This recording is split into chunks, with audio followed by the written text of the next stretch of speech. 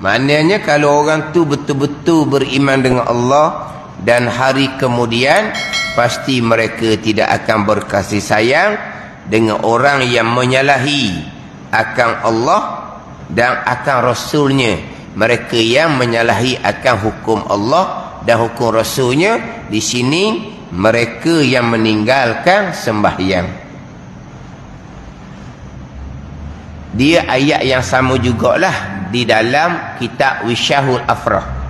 Dalam kitab Wisyahul Afrah pun sama, didatangkan ayat ni juga pada menceritakan orang yang meninggalkan sembahyang. Yang dalam kitab Wisyah tu haram berkasih sayang, haram duduk bersekali, haram makan sekali, haram memberi salam, haram ziarah pada masa sakit, haram ziarah pada masa kematian. Dan kitab Wisyahul Afrah. Ya. Dewi salam tak suruh jawab. Dia sakit tak suruh ziarah. Sebab apa? Dia menyalahi, memusuhi akal Allah dan Rasul. Biarlah siapa mereka pun, ayah ke, anak ke, keluarga ke, pada ni. Melainkan kita dengan mak ayah ni, kita tidak mengasihi, tapi kita menunaikan tanggungjawab kita sebagai anak. Itu cerita lain.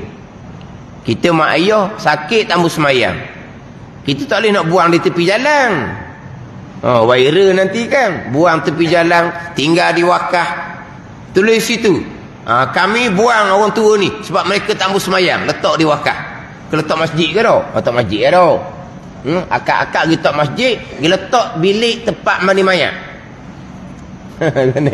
Letak bilik yang ada tu, ada tempat mandi, pekan mandi, bilik yang ada tempat ngusung, letak situ. Lepas tu tulis situ, siapa nak orang tu ni ambil lah, dia tambah semayang. Lepas tu masih juga pakai mandi situ lalulah, pakai bubunakan dia. Tak boleh, sebab kita ada tanggungjawab.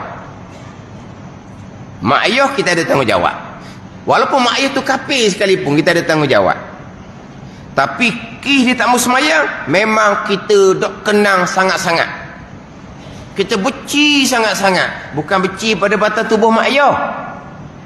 Tanda ni. Kita benci kerana dia menyalahi akan Allah dan Rasul, tak mau semayang. Ni. Tapi kita kena jagalah mereka. Mereka tak semayang. Pun sama juga, kita suruh semayang, tapi kita tak boleh nak kata apa. Tak boleh nak bleber, jangan.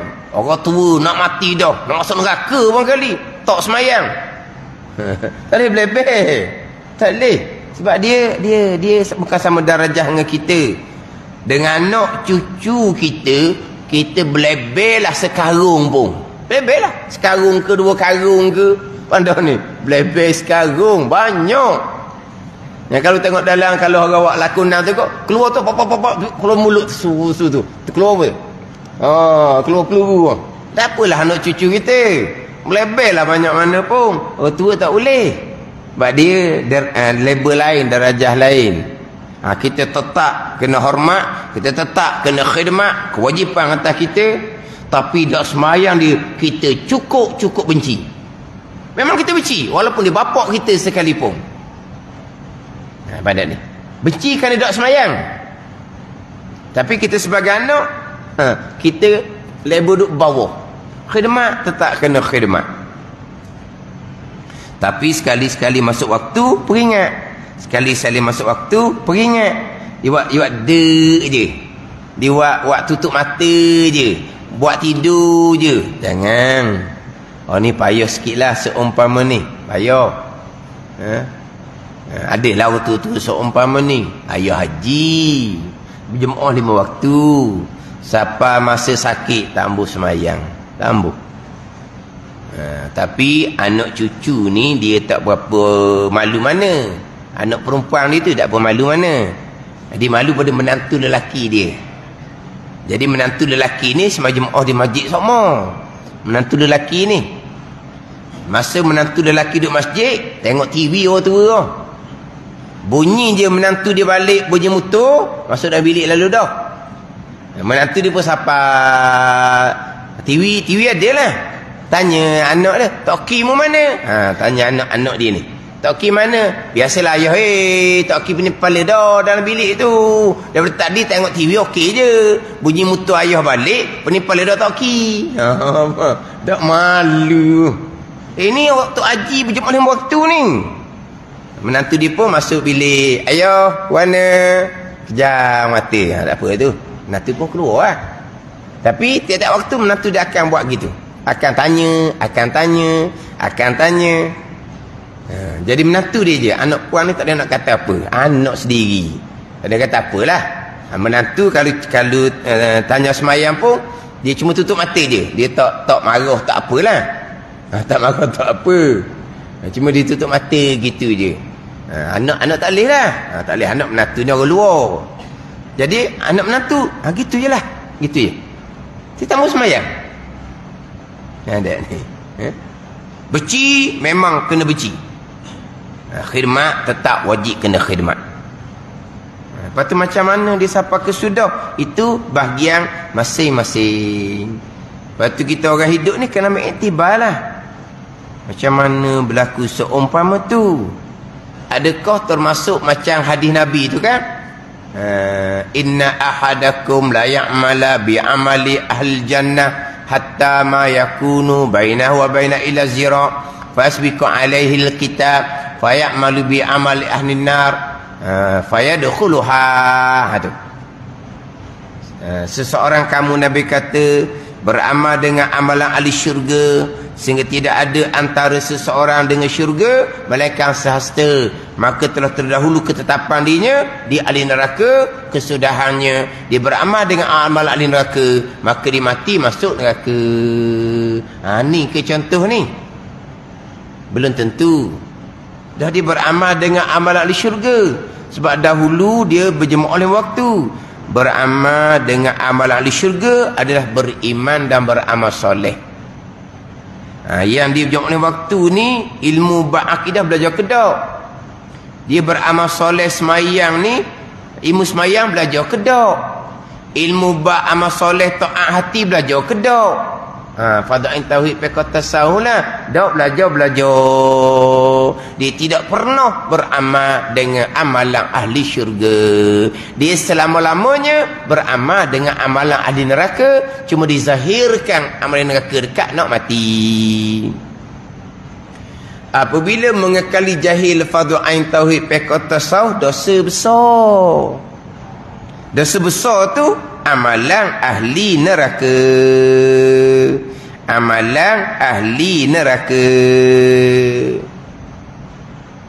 Ada ni. Sebab orang yang beramal dengan ahli syurga yang sebenar jarang-jarang berlaku. Akhirnya dia beramal dengan amalan neraka tu jarang-jarang. Ada tapi jarang-jarang.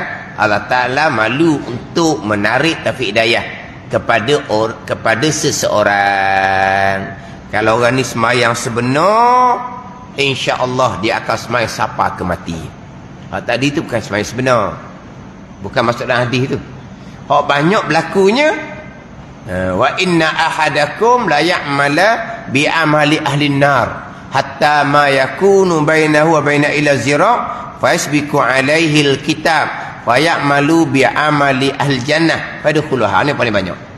Nabi kata dan seseorang kamu beramal dengan amalan ahli neraka hingga tidak ada seseorang dengan neraka melainkan sehasta, maka terdahulu ketetapan dia di ahli syurga, maka dia bertaubat, dia beramal dengan amal ahli syurga, dia mati masuk syurga. Mana golongan seumpama ni hak beramal dengan ahli neraka? Berjudi, minum arak, berzina, tinggal semayang, tinggal puasa. Betul. Dia beramal dengan amal ahli neraka. Sama juga. Dia semayang tak tinggal, puasa tak tinggal, akidah tak betul, semayang tak betul, hati riak, wujud takabur, itulah amalan ahli neraka. Hingga tidak antaranya dengan mereka sehasta, maka terdahulu ketetapan pada azalnya di ahli syurga. Dia pun bertaubat, dia pun beramal dengan amal ahli syurga, beriman dan beramal soleh, ilmu tauhid, fiqh, tasawuf, fadha'in lengkap. Dia pun mati dalam ilmu amal dia masuk syurga. Ni hak banyak. Bila orang belajar kemudian disedarlah. Dia masuk dalam golongan yang kedua dalam hadis ni sebut. Selama ni dia ingat dia baik sampai ke sudah. Bila dia belajar, terdahulu akidah salah, amalan ahli neraka. Semayang tak betul, amalan ahli neraka. Jahil hid nipah, tinggal semayang, amalan ahli neraka. Riak wujud takabur, amalan ahli neraka. Belajar kemudian, barulah bertaubat, barulah beramal dengan amal syurga, baru disedar. Nabi kata ni kena ke dia. Ya? Jahil hid nipah, dulu tinggal semayang. Tak neraka apa panggil? Neraka lah, kita amalan ahli neraka. Tapi kalau tak belajar sampai kesudah, sampai kesudah lah, amalan ahli neraka.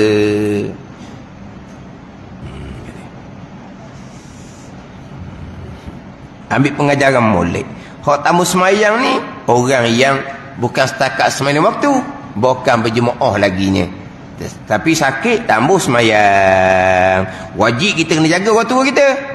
Tapi haram kita berkasih sayang. Maka menafikan iman.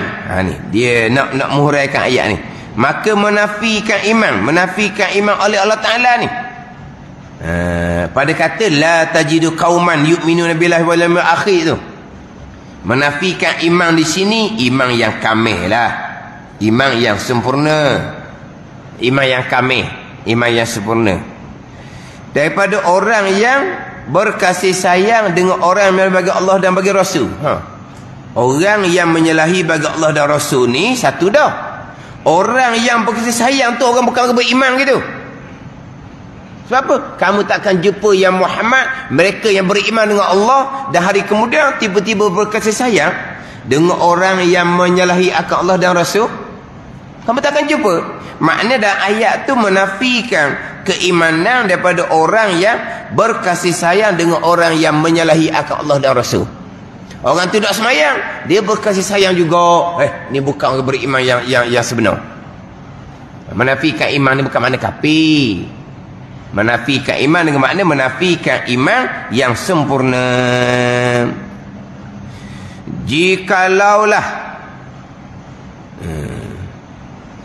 Jikalau mereka itu orang terlebih hampir daripada segala keluarganya sekalipun. Jikalau adalah, nak kena adalah tu. Dan jikalau, dia tak ada dan tau. Jikalau tu ghayah dia, ghayah daripada menafikan iman. Jikalau adalah, nak tambah sikit, jikalau adalah mereka orang yang bagi Allah dan Rasul ni, orang yang terlebih hampir daripada segala keluarganya. Lebih hampir lah. Bapa tak hampir apa, anak tak hampir apa. Tapi kalau orang yang menyalahi Allah dan Rasul ni, walaupun paling hampir sekalipun, tiba-tiba seseorang berkasih sayang juga, maka dinafikan iman orang yang berkasih sayang ni. Dinafikan iman yang sempurna. Orang beriman sungguh, tengok mungkar tinggal semayang, cegah dengan tangan. Kita anak tak ada kuasa dengan mak ayah. Dengan lidah, lidah nasihat je lah. Dengan tangan ni ayah dengan anak-anak, guna tangan lah, guna kuasa lah kalau anak tamu semayang. Kalau ayah tamu semayang, kita tak ada kuasa. Tak boleh nak, mari mu kata, aku masuk bila aku mandi mu, ambil semayang mu. Jangan gitu, kejong. Dah. Tak ada. Lepas tu mulut je, mulut. Mulut pun tak ada apa. Ni. Benci di hati. Benci di hati. Benci di hati ni iman lemah dah ni. Selemah-lemah iman benci di hati. Tiba-tiba hati tak benci, hati kasih, dinafikan iman. Tak ada ni. Tangan tak ada kuasa sebab mak ayah. Dengan mulut nasihat sok modah. Akhirnya di hati ya. Tapi di hati ni wazalika adhaful iman, lemah iman di hati tiba-tiba di hatinya berkasih sayang. Itu dinafikan iman dalam ayat ni. Walaupun yang menyalahi Allah dan Rasul ni, yang terlebih hampir daripada segala keluarga sekalipun, bapa-bapa, anak-anak, adik-beradik sekalipun. Tapi asal ayat ni turun kepada Abu Ubaidah Amir Al-Jarrah asalnya. Abu Ubaidah Amir Al-Jarrah ni sahabat yang wajib syurga. Yang mana Abu Ubaidah Amir Al-Jarrah ni, dia sahabat Nabi yang wajib syurga yang 10 orang tu. Dalam peperangan Badar, dia bunuh ayah dia. Tu ayat ni. Dibunuh ayah dia. Dia masa peperangan Badar tu, Abu Ubaidah ni salah seorang sahabat yang wajib syurga ni, 10 orang ni. Dia lari daripada ayah dia. Dia cari kafir Mekah lain. Tapi ayah dia cari dia juga. Tercabur ayah dia berkali. Cari Abu Ubaidah juga. Jarrah ni ayah dia ni. Abu Ubaidah Amir Al-Jarrah. Ayah dia Al-Jarrah dia cari juga anak dia ni. Dah cari, jumpa lah, tak matimu mati aku. Maka berlawanlah dua beranak, mati ayah. Maka dah ayah mati kan, Abu Ubaidah ni pun jadi terkilang lah. Sebab dia bukan nak berlawan ayah dia. Dia cari kafir Mekah lain. Dia nampak ayah dia lagi cari kafir Mekah lain. Yang ayah ni pitah. Pada pitah. Pitah. Macam pitah ayam tu lah. Pitah. Pitah kono pitah. Apa? Pintas ke apa? Ada ni. Dia ayah dia Jarrah ni cari anak dia juga. Dah cari juga. Berhadapan lah. Berhadapan mati ayah dia. Memanglah anak akan berduka cita. Maka tu ayat ni asal dia. Kalau betul-betul beriman, tidak akan berkasih sayang dengan orang yang memusuhi Allah dan Rasul, walaupun yang mati tu bapak kepada Abu Ubaidah sekalipun. Untuk asal ayat. Tapi ayat ni di situ orang tinggal sembahyang samalah orang yang menyalahi memusuhi Allah dan Rasul. Habis. Dan sangka barang yang dimaafkan bagi orang yang awam, yang lalai, yang tergelam dan lalainya, maka lupu akan dia sembahyang. Dan sangka